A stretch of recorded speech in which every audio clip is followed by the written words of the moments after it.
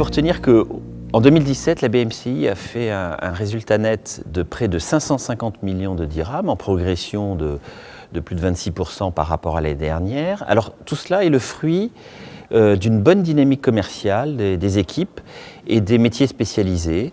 Ce qui est important de souligner, c'est que cette année encore, nous avons mis en place près de 9 milliards de nouveaux crédits amortissables au profit de nos clients. C'est un engagement important pour la banque, car nous voulons vraiment, dans notre plan BMCI 2020, être le financeur de l'économie au quotidien, avec des bonnes performances en crédit d'équipement, en crédit à la consommation, en leasing, dans les métiers spécialisés, en banque privée bien sûr, mais aussi en factoring.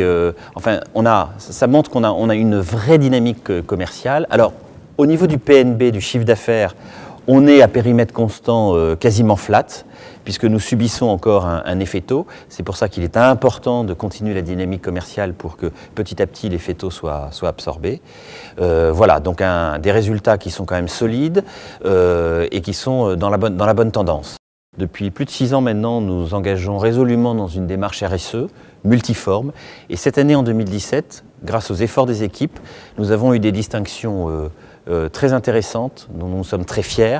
Nous avons été, comme vous le savez, la première banque diversifiée dans les pays émergents en termes de RSE selon le classement Vigeo Eiris.